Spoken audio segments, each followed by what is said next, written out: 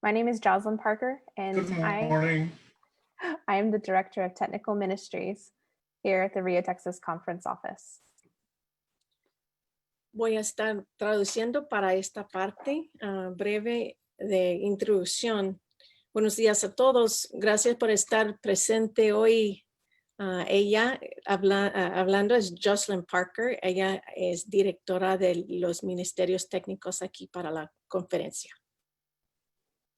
And Laura Merrill is the assistant to the bishop, and she's translating for me right now. Yo soy Laura Merrill y soy asistente al obispo aquí en la conferencia. Before we get started, I want to just give a few Zoom instructions. Antes de empezar, quiero dar unas instrucciones sobre Zoom. We're going to ask that everyone keep their microphones muted. And if you're having any technical issues, you can send a private chat to Andrew Bradley. Estamos pidiendo que todos mantengan sus micrófonos en mute, silenciado. Si tienen algún problema técnico, favor de contactarse con Andrew Bradley privado en el chat, un chat individual. The best view to watch today's presentation will be speaker view. La mejor forma de ver la presentación hoy será con speaker view, que se encuentra en la parte arriba de su pantalla.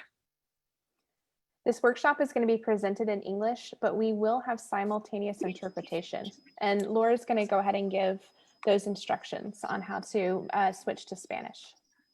Esta presentación se hará en inglés, pero tenemos disponible interpretación en español también.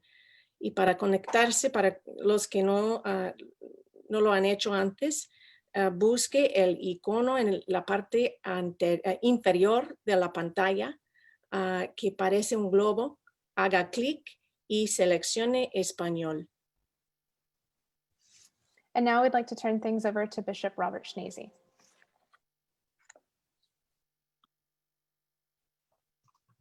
Thank you, Jocelyn, and welcome everyone, the pastors and laity of the Rio, Texas Conference and other guests who are joining us from around the connection. And we want to welcome Bishop Malone. I'll be introducing her more completely in just a moment, but I want to begin by just saying it's a privilege to have you with us this morning and joining us here in the Rio, Texas Conference virtually. Saludos, hermanos y hermanas. Primeramente, quiero darles las gracias por su participación durante la conversación que tendremos con la obispo Tracy Malone. Para mí es un privilegio que ella aceptó estar con nosotros. También quiero darle las gracias a David Blanco, pastor de Coker United Methodist Church, por su ayuda con la traducción al español. Gracias, hermano.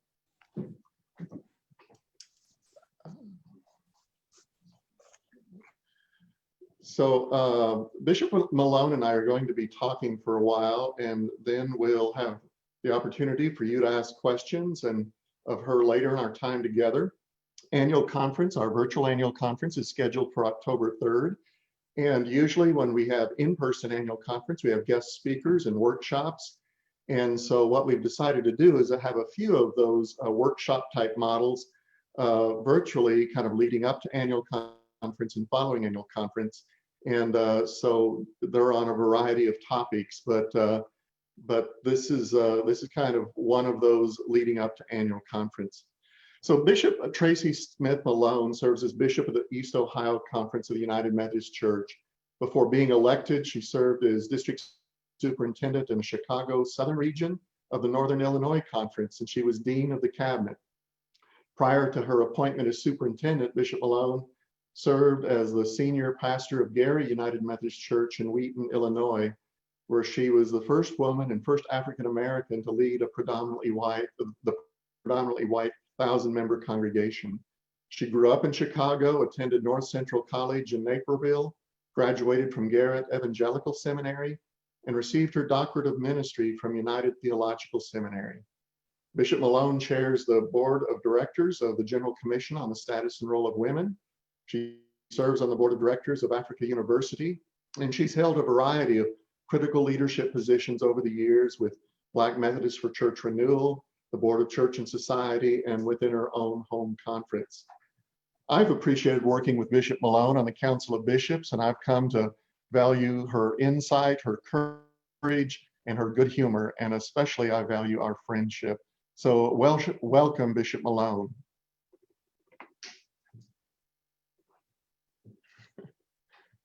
Let's see. All right. Good morning, Bishop Schnase. It is Hi so there. good to be with you today. I greet you, I greet the staff and all of the clergy and the lay members of the Real Texas Conference. It is good to be in conversation with you today. Well, thank you. Thank you. So the killing of George Floyd and numerous other tragic events of the last few months have brought to focus the urgency to address systemic racism in all aspects of society, but also including our churches and our conference. And of course, this didn't start with George Floyd's death, but his death became one of several crystallizing events. Today, we're going to be talking about racism, especially as it's manifested in the United Methodist Church and among our work and with our work together as United Methodists.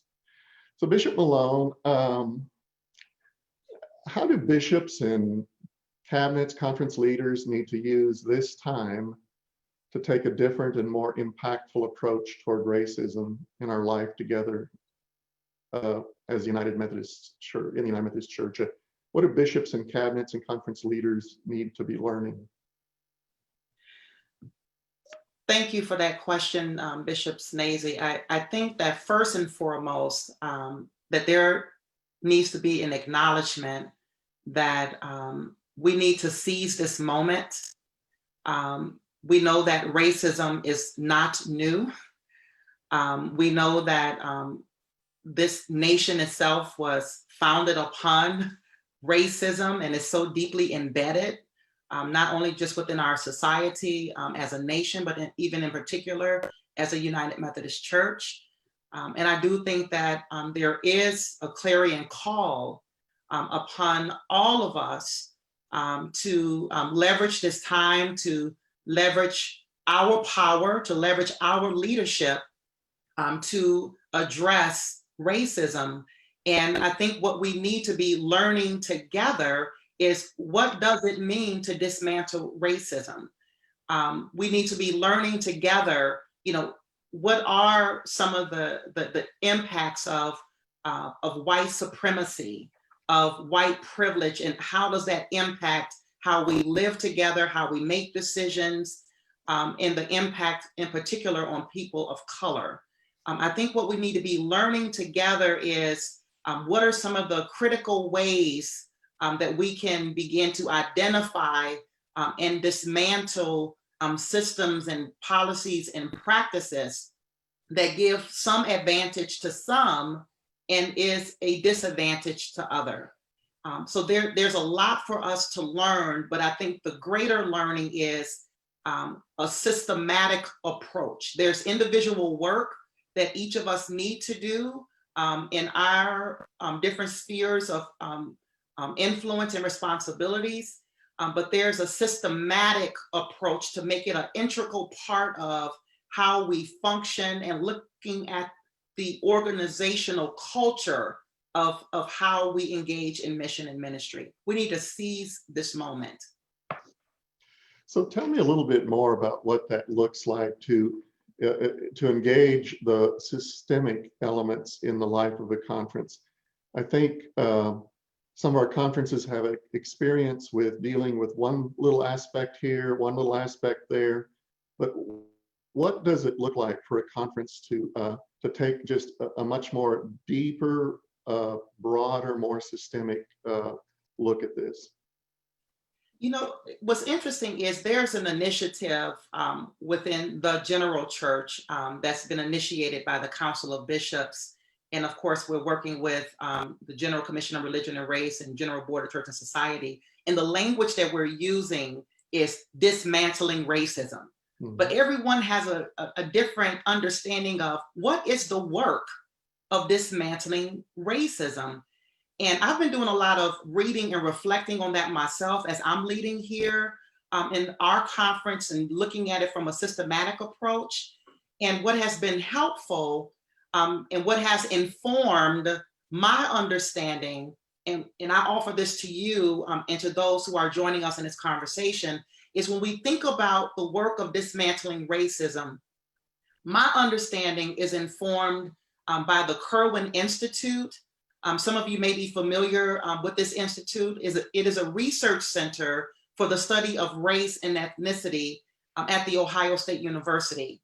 And what I have come to understand is that the work of dismantling racism, it is a systematic approach, which means that we're taking apart the structures and the systems that produce a cumulative, durable race-based inequities.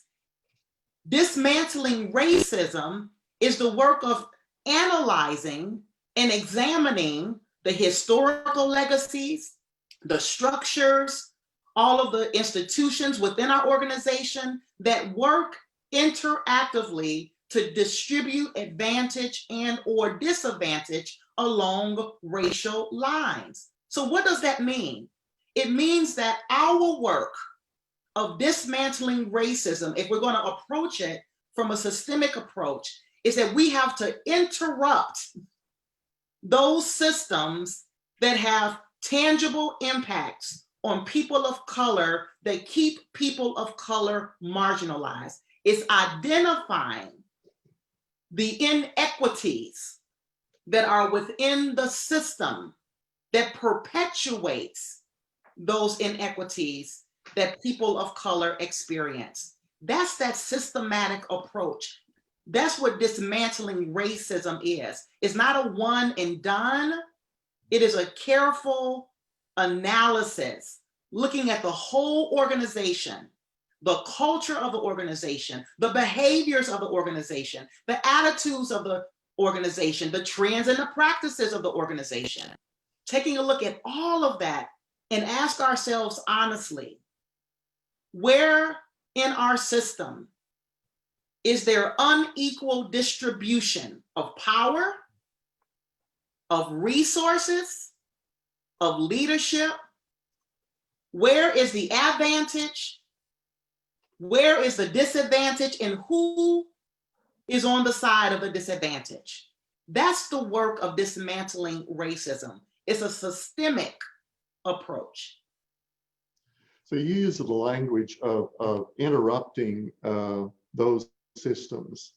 That can you be specific about just 2 or 3 things that maybe all of our annual conferences, what are 2 or 3 focal areas in particular that would be an example of disrupting the current practice, disrupting the current behaviors or attitudes? I would say I would even start with the attitude of representation. You know, we have a long-standing tradition, which I value, because I would not be in the seat where I am if I did not represent at some point in time. But what representation leads to oftentimes is tokenization. That we have a tendency in our annual conferences, when it comes to committees, you know, of populating them to make sure we have the right number of African Americans, the right number of Asians, the right number of, and so it's like this focus of having the right people to represent and presuming that those persons fully represent the constituency that they come from. And as if we have cared for the matter of inclusion, that we have cared for equalization of power because we have the right people represented at the table. Racial justice is not just about representation. It's always asking that question of who is not at the table. You know, what perspectives are not being represented here? What voices are not being heard? And so that's one place in particular that we have to move beyond mere representation and look at more equalization of power, how decisions get made, how funds are distributed. Another place I would say is even where we identify who's going to chair different committees within the conference, particularly the administrative arm of the conference, which help to set direction for the conference. So the question becomes, and that's a place where I think annual conferences can really look at, and that was the work that I led with when I came here to East Ohio. I focused on, is there an equalization of power? You know, who's chairing CFNA? Who's chairing Council on Ministries? Who's chairing Board of Trustees? You know, who are even the conference staff? You know, who are sitting in those places where key decisions get made that set direction for the conference? That's another place where I really think that this work needs to start, is by looking at that, and that could be a common practice.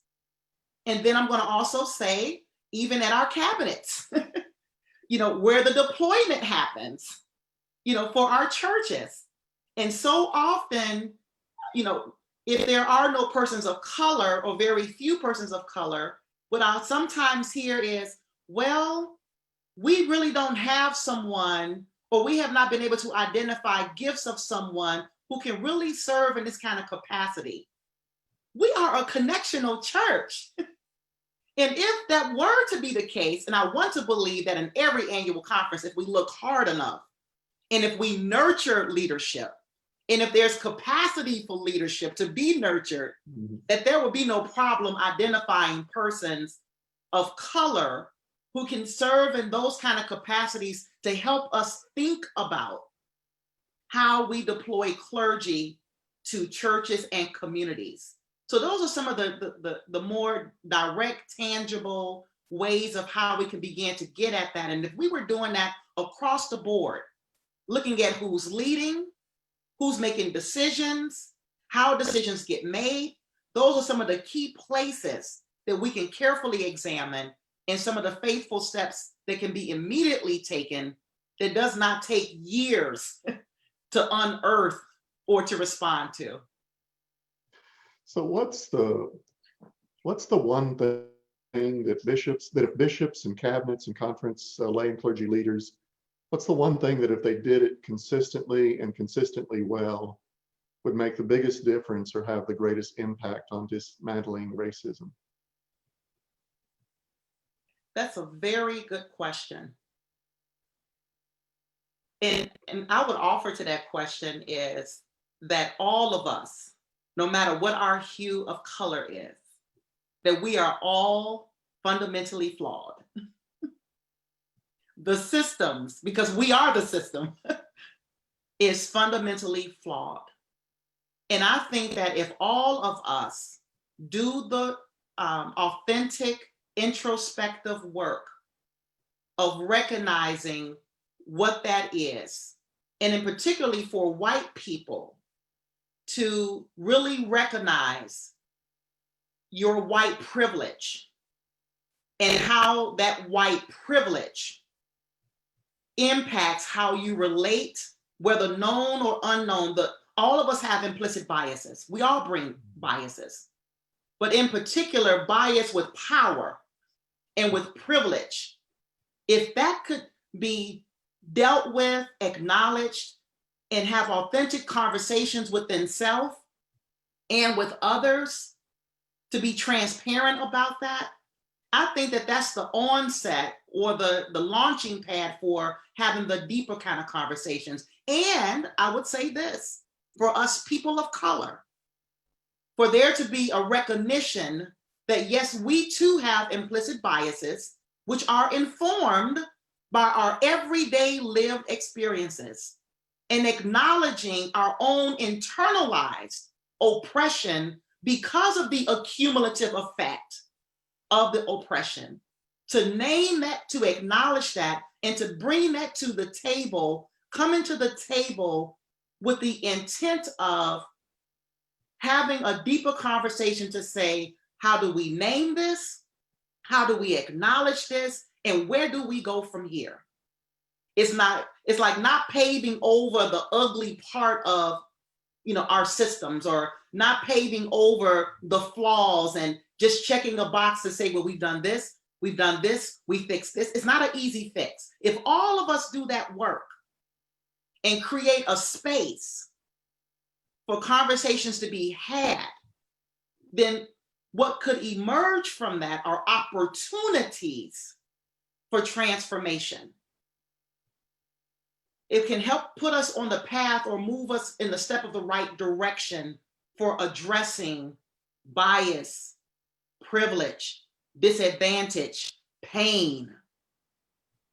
And we can do that all still while loving the church, loving our system, loving our conference, acknowledging our flaws, but committing to be better together, committing to a different future. Thank you so much for that. I appreciate so much what you're sharing on that. You've been an agent of change in the church for lifelong ministry. You have brought that to the East Ohio Conference.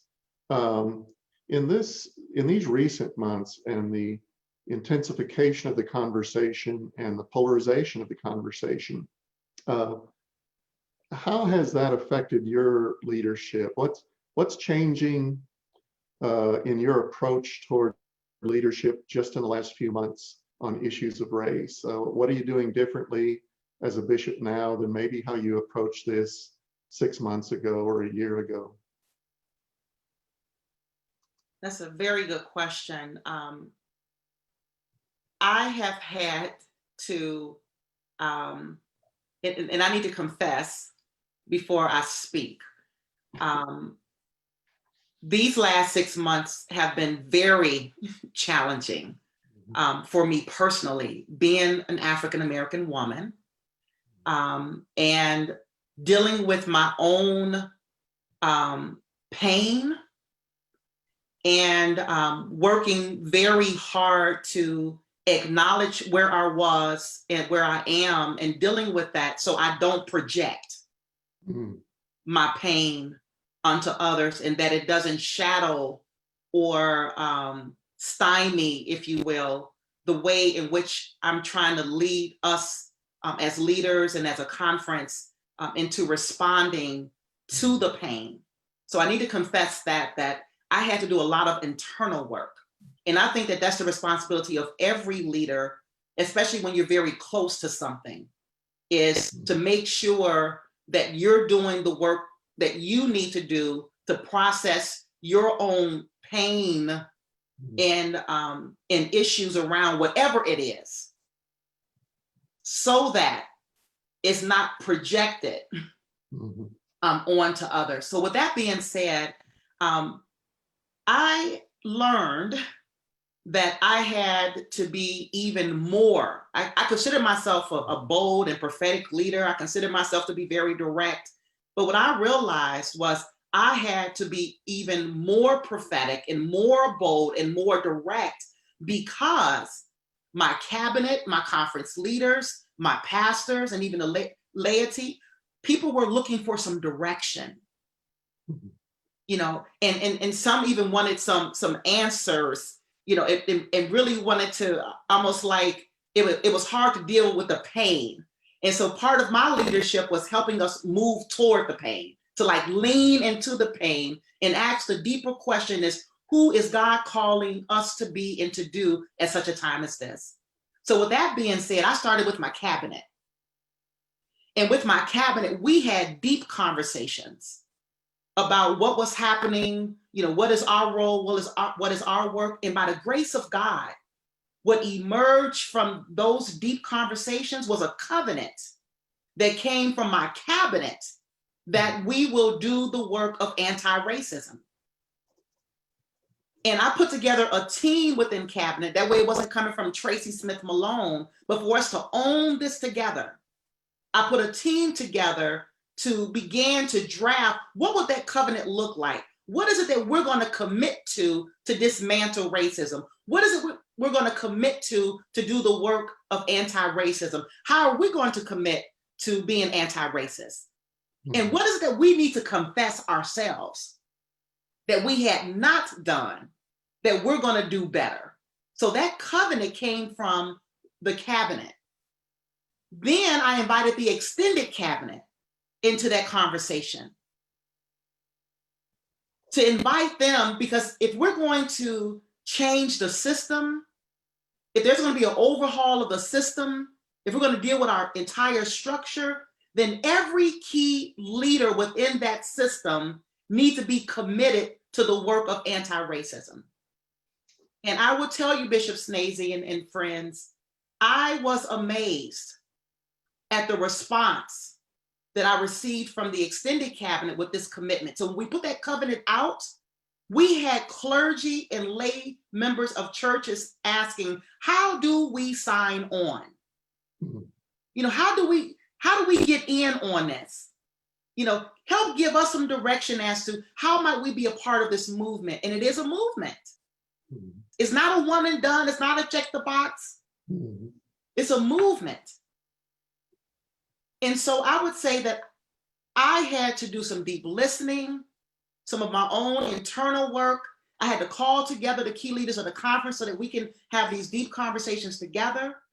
And then what emerged from that was that we were going to have an event that will take place this fall for all clergy initially, to do some teaching and some learning together, some discerning together, to even set some professional expectations for how we're going to engage this work. And then, of course, the next level of this is at all of our fall conferences this fall, that this is a part of our work with the local churches around dismantling racism. So we're trying to make it an integral part of everything we're doing, and that we're all moving together in the same direction. But it has required me to be more direct, more prophetic, and taking a stand, and to stand and say, I stand against racism. And I am calling us to forge together ahead in this work. I invite you into this work. But these are going to be the expectations and the behaviors that's going to be required of clergy and laity, and to help people understand that this is not just advocacy work. This is discipleship work. It's what it means to be a disciple, to see the imago Dei in every person, and to work on the side of justice so that all are treated equal.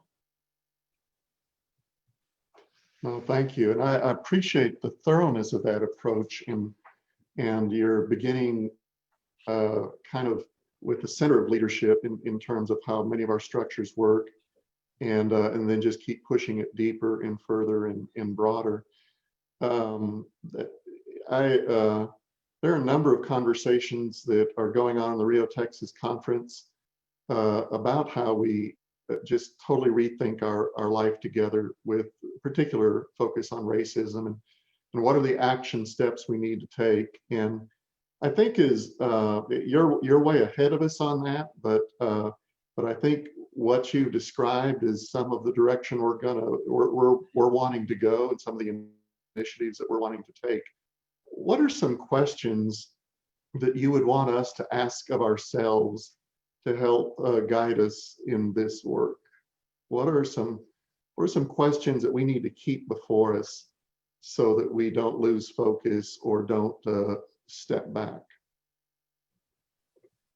Well, there are different levels of questions, I think. I think for the core leadership of the conference, and when I say core, Bishop Schnase, I would imagine that being the bishop, conference staff, cabinet, extended cabinet, the core leadership of the conference, and the chairs, if you will, the administrative, the program, the chairpersons of the different teams within the conference. That's the core leadership of the conference. And I would say that some of the questions that I would encourage you to look at is who are those who are on the fringes? Who are the marginalized? And it's not just from our perspective of who we think, from the voices that we've heard, from the concerns that have been brought to our attention, whether we just only address the symptoms of it without addressing the core of what the issues are, who are the marginalized?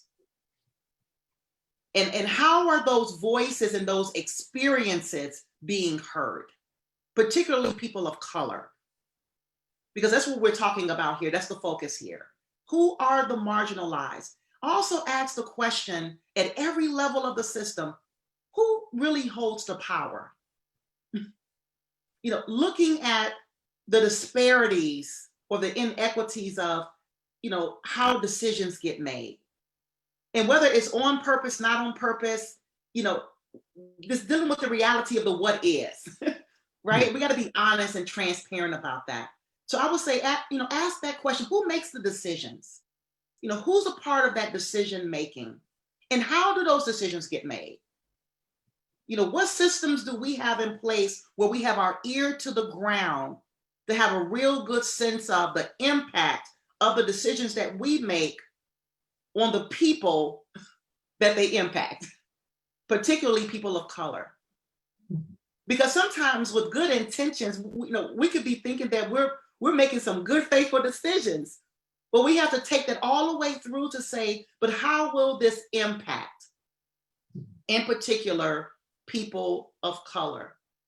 And I would also ask, what are some of the behaviors and the expectations that we have identified as it relates to how we relate to one another? Have we named that? Have we set a model of expectation?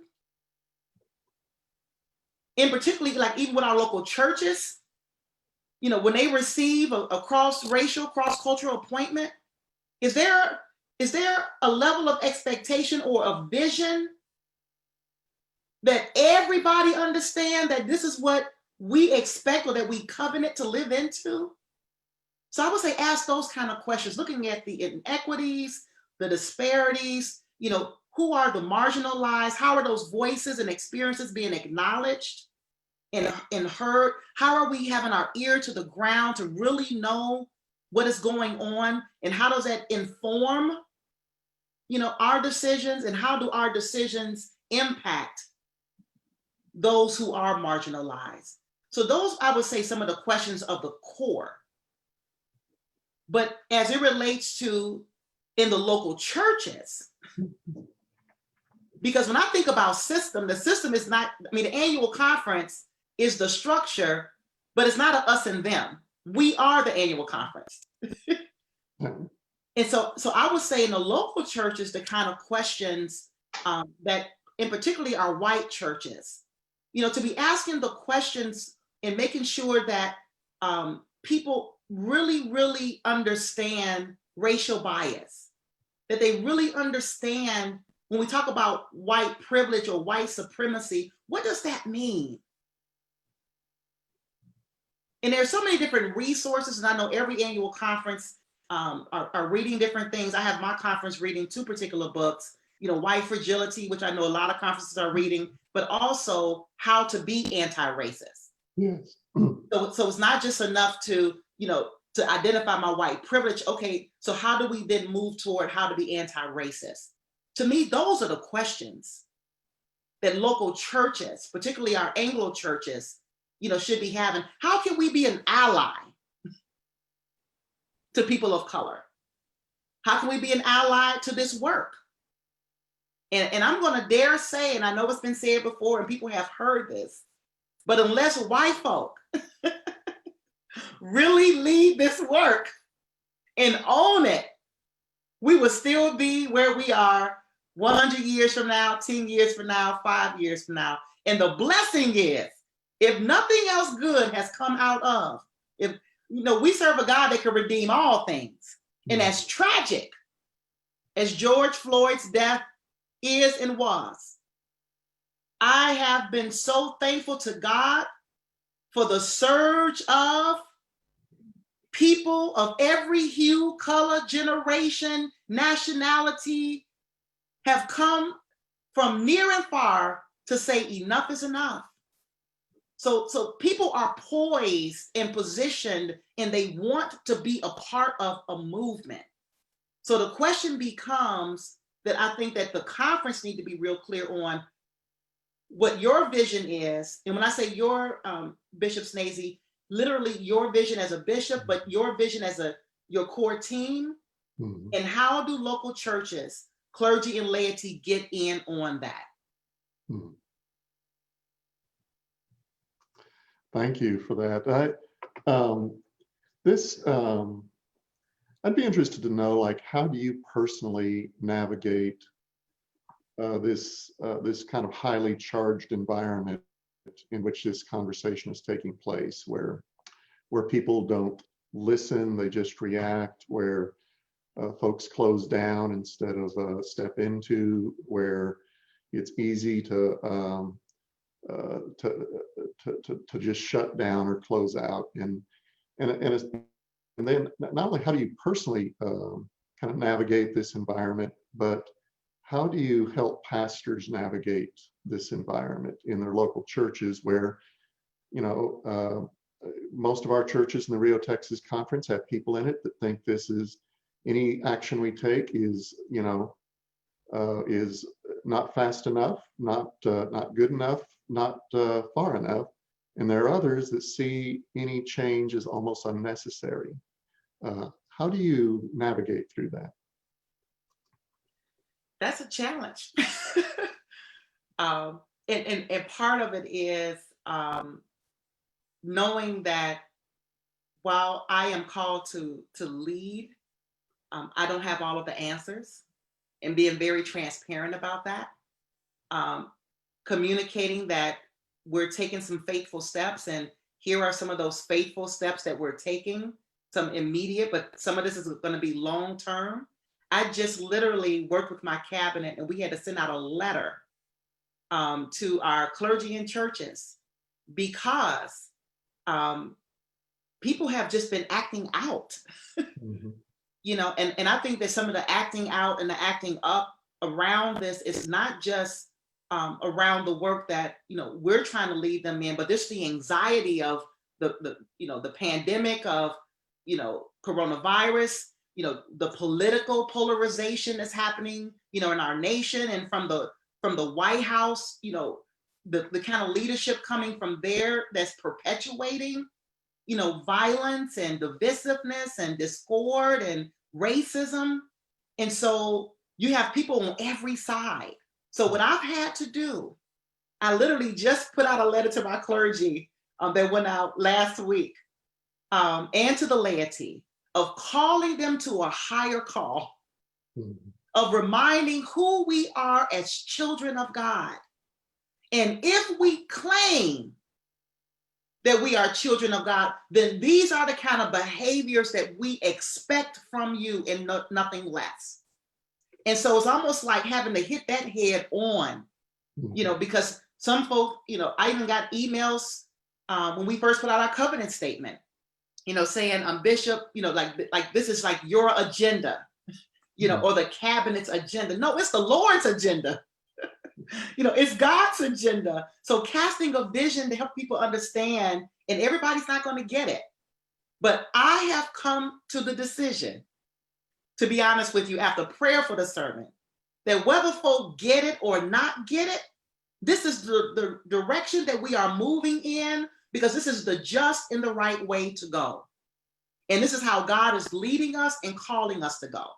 So while we're, you can't legislate it, you can't make people be in the conversations, even if somebody attend an event, as far as what they take away from it, we can't control that.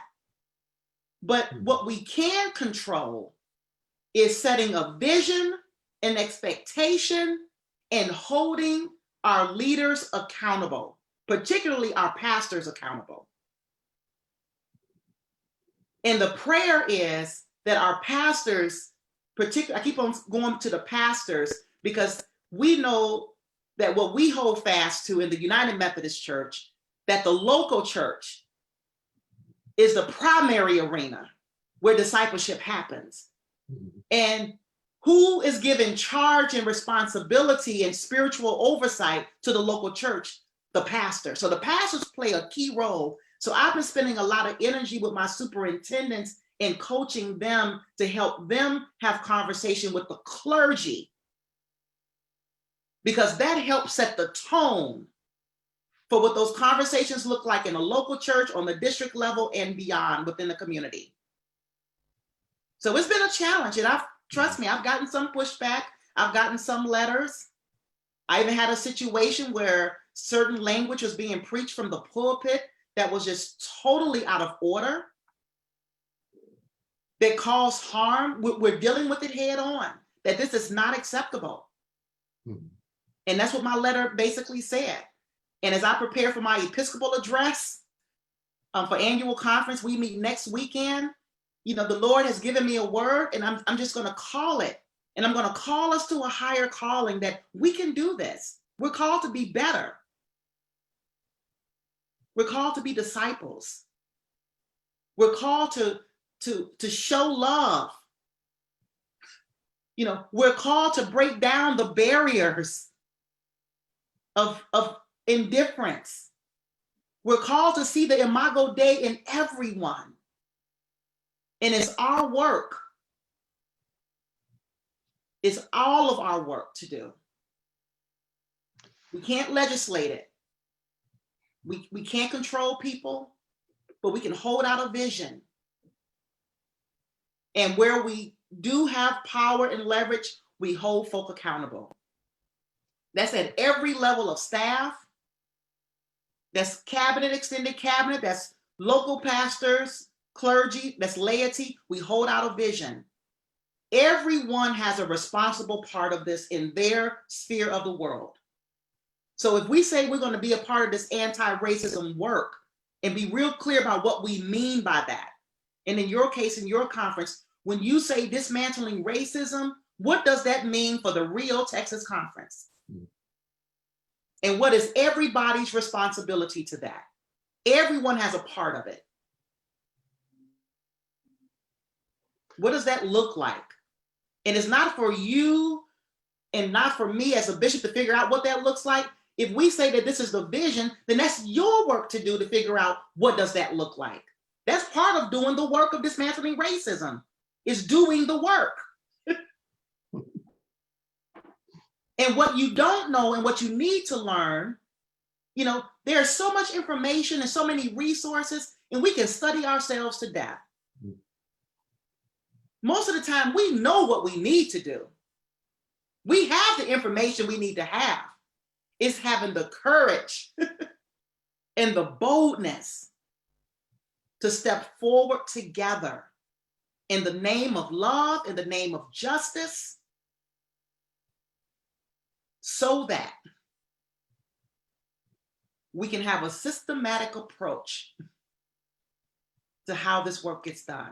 It's not a one and done. It's not a check off the list. We have to be in for the long haul. And if people expect for this to change overnight, there are some things that we should be able to see immediately. I mean, sometimes you do have some instant, you know, where you see, oh, that was a transformational decision. You're able to see the results and the fruit of that. But some of this work, we got to be steady. If we're going to go deep, we got to be steady. Because if not, then it's only cosmetic. It's only like a surface change for us to feel good, to say, but it does not absolve us from the long, deeper conversations and the deeper work for systemic change. So what's giving you hope these days? What's in the midst of all this? What are the things that you look at and it gives you that sense of future, that sense of hope? You know, several things. On the institutional level, what gives me hope, as you mentioned in my introduction, I served on GBCS for 8 years. I served on the General Commission on Religion and Race for 8 years. And of course, both of those commissions and agencies do some good work around, advocacy for people of color and, having critical conversations and looking at institutional equity and, having the vital conversations. But for the first time, at least in my time, of me seeing the denomination coming together from the Council of Bishops to GBCS, G-Corps, and even all of the other commissions and agencies, saying that how do we pull together our resources to commit to the work of dismantling racism, where it's not compartmentalized and we just apportion, the funding of that work, but to say that we are the work, that we're a part of that work, and to have this as a priority right now, I am hopeful that our denomination, our institution, is being more intentional in examining our own systems and structures from an institutional perspective. But I'm also hopeful is when I look at my annual conference, your annual conference, even us having this conversation today, that gives me hope.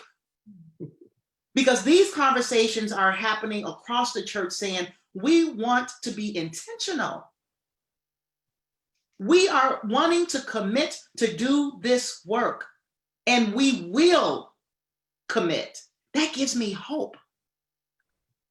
And as I mentioned earlier, seeing the number of people, it's sad that it took seeing a public lynching before our eyes. It's sad that it took that to get the nation and the world, to really recognize how prevalent racism is and white supremacy is. It has taken that, but the hope that I have now, and when I look at everything from the sports arena, to the movie industry, to no matter what the industry is on that spectrum, that people have come together to say, this is not acceptable and we have to do something about it. People are wanting to learn more about their history, the history of this nation that has been kept from the books. There's different reading and teaching that's happening to understand the legacy and the history of over 400 years. So that's my hope. Yeah. And of course, my hope is built on nothing less than Jesus Christ and his righteousness. And I dare not trust the sweetest frame, but wholly lean on Jesus' name. And when Jesus is at the center of it, and I see Christ at the center of it all, I have hope that we have better days ahead. But it's not going to be easy. But that keeps me emboldened, and that keeps me encouraged to do the work and to lead us in this work. So I have hope. Well, thank you, Bishop. And, you just about went to preach there. And this conversation reminds me that just about every time we talk, I walk away thinking, I want to be like her when I grow up. So thank you for sharing this. We're going to move into a little different direction here. We're going to take a very short break, friends, and then I hope everyone will come back. It's only going to be about 4 or 5 minutes, but this is not only to give us a little break, but also to give you the opportunity who are watching, listening in, and participating to go ahead and ask a question in chat, and there'll be a couple of folks kind of sorting out those questions. And obviously, with 125 people online, we're not going to get to all of them. But after that break, we hope we'll have some already started there, and we'll address those questions to Bishop Malone when we come back together. So let's. I've got about 10:50, about 10:55. We'll be back together for about 35 minutes more of this conversation. Thank you. Amen.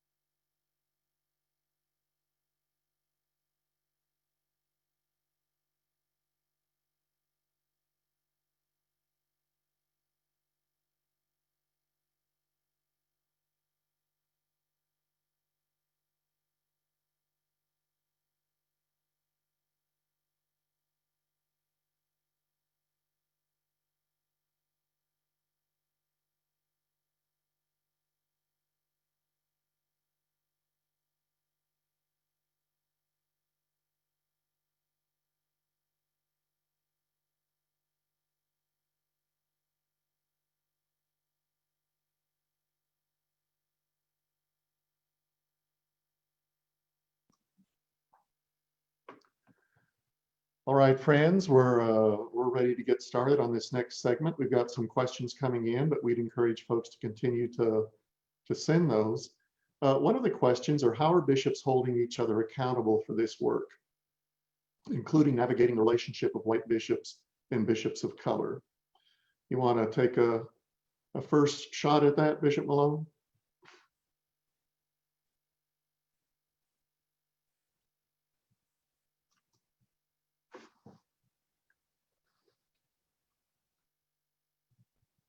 Is she muted? She's having some kind of... Yes, sorry about that. The There we host go. had to unmute me. There we go. Wonderful, wonderful. So you heard the question. Yes, that is a very good question. And we are holding each other accountable, and some doing that better than others. I would say even us having this conversation today is holding each other accountable, and being available to each other to be in conversation, to help, resource and share, some of the best practices of how we're doing this work in our respective annual conferences. So there is an expectation as a Council of Bishops. When we had our meeting, our last full council meeting, when this work was shared of the Dismantling Racism work, there was a covenant commitment that we would do this work in our respective conferences. Of course, some of us are more further along than others, but there is an expectation that we hold each other accountable. And I want to thank your bishop, Bishop Schnase, for even help leading the way on that, because it was his initiative to reach out to me to be in this conversation. And again, that's an example of accountability. And I think among bishops, it's sometimes similar to the way it is among pastors, that when pastors remain kind of separated from one another and not in conversation about significant events, they do their own thing, that it kind of becomes inner-centered. But when pastors get together and talk about these things, the same way with bishops, we talk each other into a greater boldness. We nudge each other forward. And I shouldn't be answering the questions. These questions are directed at you, but I think it's part of doing our work of discipleship together, of nudging us forward. I would agree, and I'm going to say one more piece to that. Every context is different, and while the work is the work, but the approach to it will be differently in different contexts. Again, that does not absolve us from doing the work, but we do have to recognize, especially when some people see what's happening in some conferences and they may wonder why that may not be happening in their conference. Every context is different. However, the work has to be done, and a commitment to this work. There is an expectation that we hold each other accountable. Yes. So another question is, how can we weather opposition to anti-racism work when there are people or givers who actually leave our churches or turn away on this? And what do you see as ways conferences or bishops or cabinets can help in that? That's a very good question. And one of the things that I wanted to say earlier that I did not say is, I do think it's important for the conference to provide some tools and resources for how to have the conversation. And again, every context is different. And no matter what, like on any issue or subject, you're going to get pushback.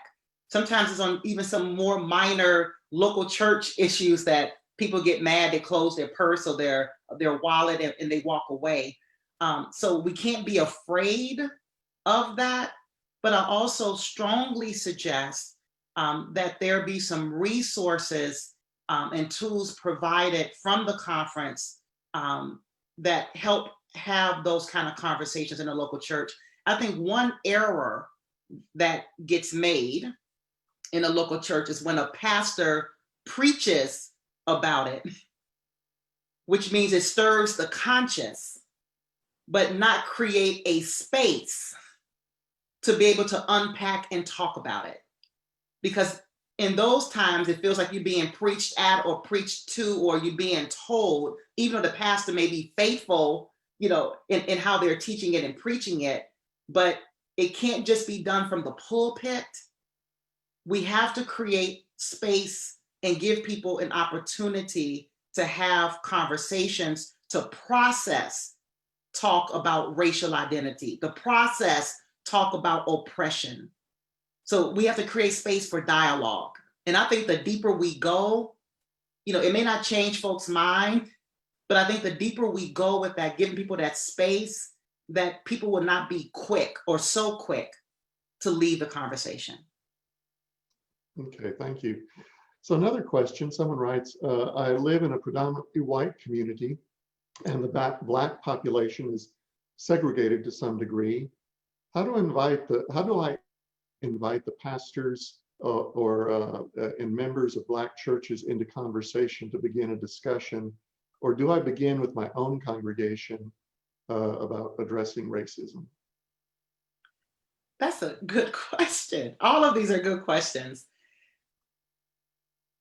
I would suggest that before you start talking to Black pastors or persons of color in your community about race, that you just have conversation to get to know them as a person, build a relationship, learn their story, let your identities, connect or intersect. And then from that, you will glean and learn together, how might you join in the effort of addressing, issues of racism that impact people of color. I strongly suggest that your first approach to talking with a colleague that you may not have already had a relationship with is to talk about race, and then asking them, how do I address this? Because many of us, we grow weary and tired of this ongoing struggle, and we sometimes feel that while white folk are intentional in our really wanting, to be an ally, to be a part, but we sometimes feel like you're not willing to do your own work and thinking that through. And we just get tired of having to think to survive, but also to think for you, to help you. So I would say build relationships, have conversation about life, struggles in life, what they care about, what you care about, and let that emerge. Let it come from that conversation to say, what are some faithful next steps that we could take together, that I could be an ally or I could be a part of this work. So that's where I would start it. So in your answer there, you reminded me of a question I wanted to ask earlier, but it fits right in here. What are some approaches that simply are not helpful, either at a congregational level or at a conference level? What are some maybe tools that people thought they had in the toolbox years ago, but those are not the right tools for this moment? Well, that's one example. Mm-hmm. Yeah. The other thing that's really hurtful to hear, and I know, again, oftentimes it's good intention, is when you start to have this conversation, when folk would say, I don't see color. When you see me, I want you to see I'm a Black woman. I want you to see and want to get to know more about my Black experience. I want you to see the beauty of the diversity of my, so to say, I don't see color, that in of itself creates a wall, and it's hurtful to say that, even though it's good intention. That's number one. Number two, I would say when you're having a conversation or seek to have a conversation, it's not helpful to even say, well, I'm not a racist. It's not a matter of when somebody's having a conversation calling you a racist. What may be being said is the behavior that you just displayed was racist. But that does not mean that you're a racist, but you could have racist tendencies and may not even be aware of it. So to not be able to have that conversation, it creates that wall. the work is not, I'm not a racist. The work is how to be anti-racist. So to be able to identify the behaviors or the attitudes or the beliefs that we may not even be aware of. So I would say that's not helpful. And what that does is it just shuts down conversation. Or even for us as people of color, you know, our approach sometimes, like let's talk about, when you talk about racism, automatically a wall goes up. You're calling me a racist. Or we've had this conversation before. We're through with that conversation. We're never through, because racial identity is so real and it's so embedded, you know, in society. So we're never through. Or to say, I am so tired of this conversation. Heck, I'm tired of having to face and live with this every day.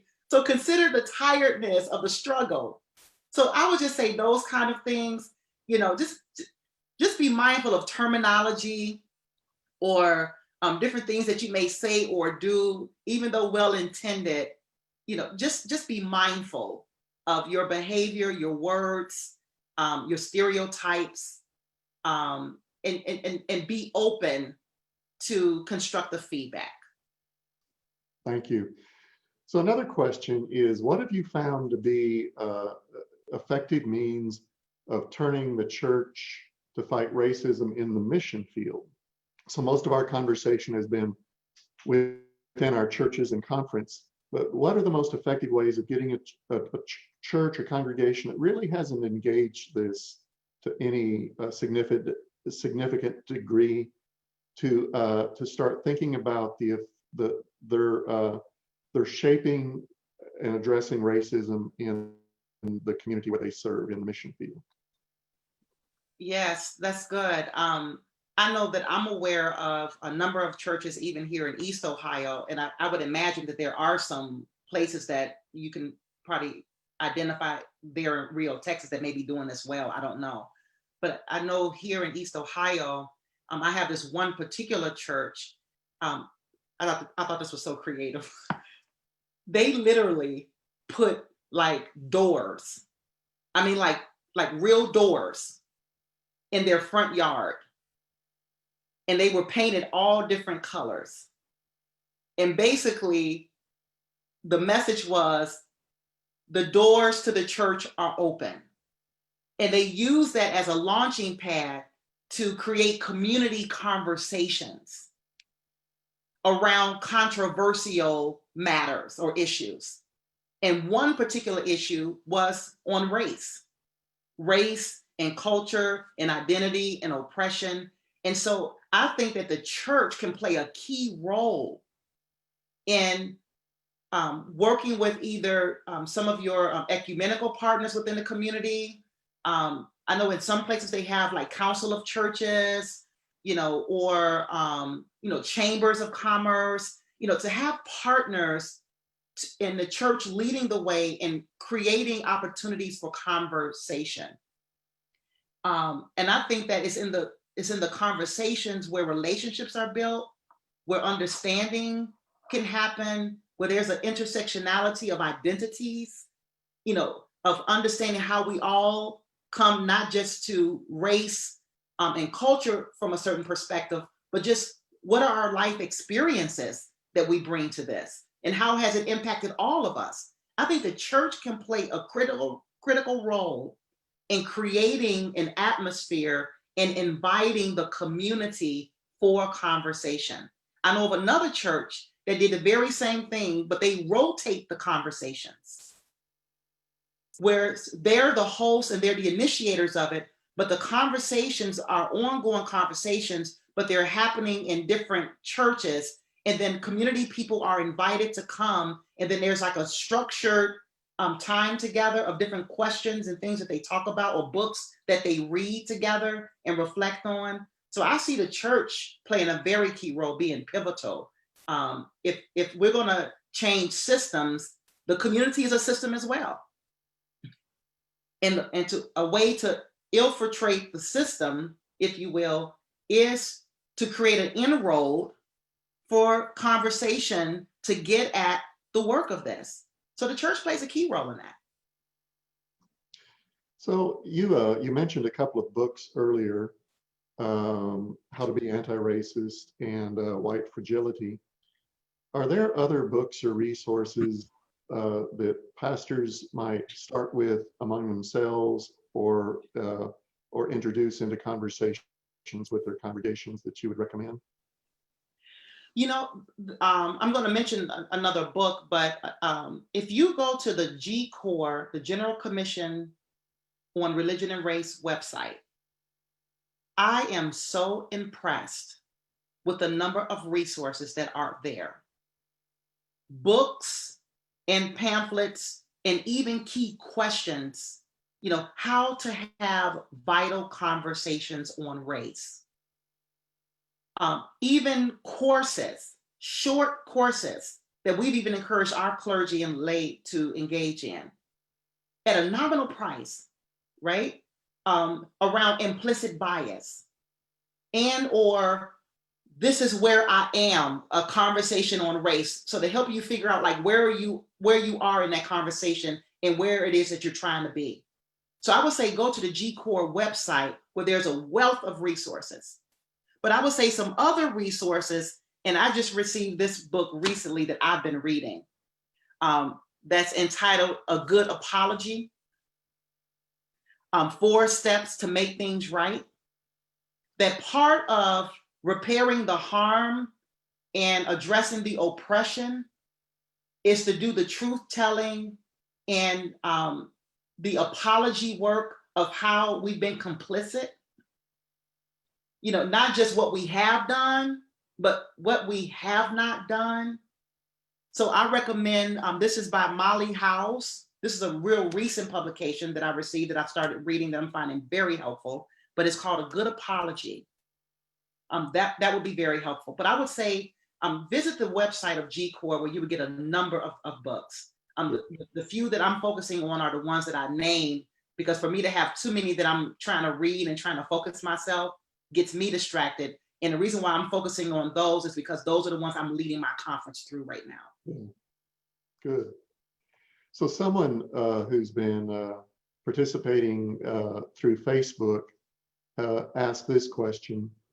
And that's like how to address fellow congregation members and leaders who are not being respectful or who are not receptive to questions regarding our congregation, what it's doing and not doing. Okay, say that again. So how to address fellow congregation members and leaders who are not being respectful in this conversation and are not being receptive kind of to these kinds of conversations. You know, that's a hard thing. Every local church has, this is where I would start. 2 places, with the pastor and the pastor parish committee or staff parish committee. And let me say why. The staff parish relations committee, I think, is so underutilized in local churches. And one of the major roles and responsibilities of the staff parish relations committee is to help manage the relations between pastor and people and members. And so I would say that there needs, again, to be an expectation set for how we as a congregation will manage ourselves, how we will relate to each other, how we will honor whatever it is that we say our core values are, that we will visit what those core values are and challenge to make this a core value. That's why I mentioned earlier that the leadership of the conference has to set a vision for an expectation for what you envision the conference, including the local churches, being a part of this discipleship work. So that when a person in a congregation has some concern about either how somebody's responding or not responding, they have something to work with and to work from to say, this is why we should be engaging this. And I'm asking and challenging, and I'm asking you, Pastor, I'm asking the staff parish committee, can we engage this work? And then what would be the expectation if that's a commitment there in that local church? Then how does that get shared with members? And what are the expectations around that? Now, as far as somebody acting out or treating someone a certain way or being disrespectful, that still is the work of a staff parish committee to have some kind of behavioral covenants, as to how you treat each other. So that's on any matter. But on race matters, on racial justice, on racial equity and equality, if that's a core value that is established in that local church, then the accountability, the responsibility for accountability is both with the pastor and the staff parish committee. And I think that we provide a cover, if you will, that when it's a leadership vision and when there's an expectation, then that gives local churches something to hold on to be able to claim to say, this is what's being asked of us. Can we do this? And if we say we're going to do this, then there has to be some rules of engagement established. And I believe that it's the staff parish committee and the pastor that enforce those rules of engagement, those behavioral covenants as to how we live together as a community of faith. Well, another question that someone's asked, in this kind of larger system within conferences with many moving parts, how do you use caucus groups like BMCR, Black Methodist for Church Renewal, or MARCHA? What role do they play in this conversation and in this work? That's a very good question. When I mentioned earlier about hearing the voices and having ear to the ground, those become key places where the deep listening can happen, knowing that it's not all representational of, or that particular group, even though that advocacy group is the organization within the structure, if you will, that advocates on behalf of. But we also know that it's not always reflective of the whole constituency.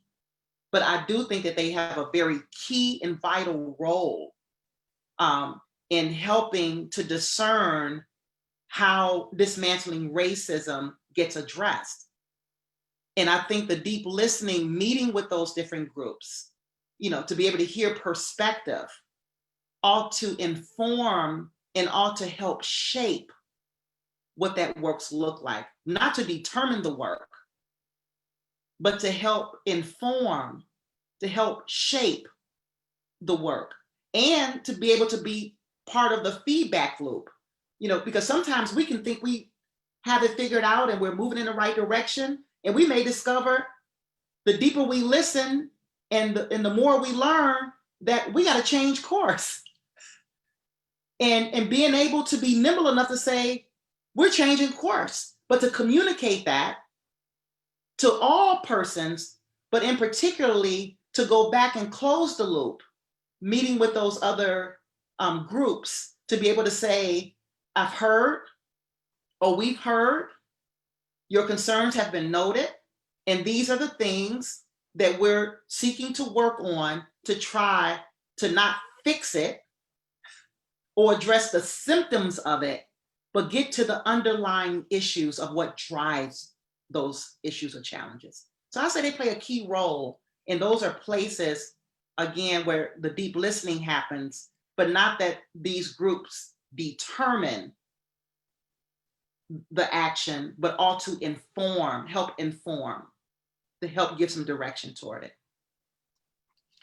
So Bishop Malone, do you have any questions you would ask of us as the Rio, Texas conference?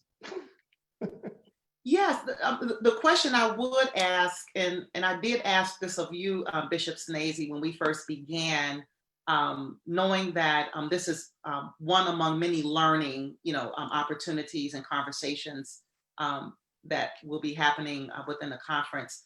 But I want to know, what is your hope? What is your vision? What inspired you to even have this conversation? I mean, I really do want to know that, but I think it's helpful for everyone to be able to hear that. Well, it's just, with everything that's been going on in our communities and in our society, it's just I think the impulse everyone feels that we've got to do something different. That this is as you said, this tragic event, and these tragic events have opened a time that otherwise we might not have entered into for not just conversation, but rethinking our systems and making changes. So as I've thought about the Rio, Texas conference, I just, you know, we're the unification of two conferences, the former Rio Grande Conference and the Southwest Texas Conference. And then we have a significant number of African-American, predominantly African-American congregations and pastors.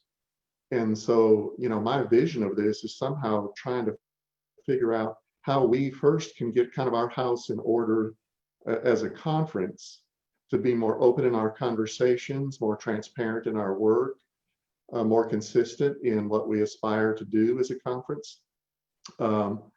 In terms of, you know, responses, I've been working on something in cooperation with a number of folks that we're hoping to release or put out before annual conference, and that's a pretty strong statement about doing anti-racism work as a conference, and it starts with some very practical things of, for instance, with the cabinet and the appointment system, is probably bring some third-party outside voice to work with us to evaluate our appointment system and how it relates to racism and how racism may be manifested in that, our salary structures, our professional development pathways, and then working with the Board of Ordained Ministry to just again re-examine everything from how someone first is likely to respond when they are experiencing a call to ministry, and those early candidacy steps, all the way through the interview processes, the credentialing processes, and just to look at every step of the way and saying, where are doors more open to some people and more closed to other folks? This annual conference has very few African-American clergy women. And somehow we've got to get at the bottom of that, of what it is like right up front in those early moments, early phases of a call to ministry. What is it that makes this calling kind of unattractive, kind of disproportionately unattractive for clergy women to, African-American clergy women to step into than it does for other women or for men? Can I offer this, Bishop Schnase? Yes. Along those lines, is looking at what, like from the very beginning stage, you know, up to, you know, making that decision.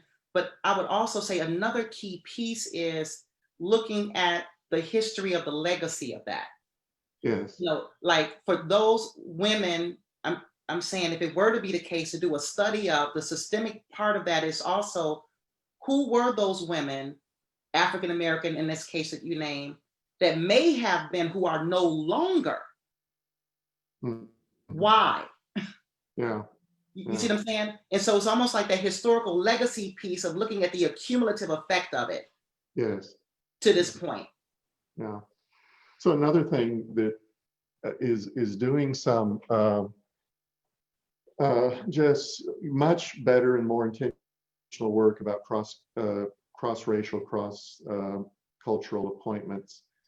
We have a significant number of cross-racial appointments, but we haven't done the preparation work that you described earlier as well as we should to prepare congregations, to prepare pastors, and to make this much more just a part of our common ministry instead of the exception. Or so in addition, like just I'm looking towards some kind of audit of all of our systems, including our communication systems, and is how we see ourselves, how we communicate internally, and how we're seen in the world. Do our communication systems kind of express our true diversity of who we are as an annual conference? Our nominations processes for conference leadership and a re-examination of those. Now, those all have as the goal of being kind of a comprehensive. So there are other elements at the congregational level. A key part of our history and what our unique work here is we're about 5.5, 6 years into our unification. And there were some values underlying that unification and some expectations and aspirations. And we're needing to take a serious look at where are we in that? What has worked? What has not? Where have we fallen into old patterns? Where do we need to look afresh at things and course correct where we need to?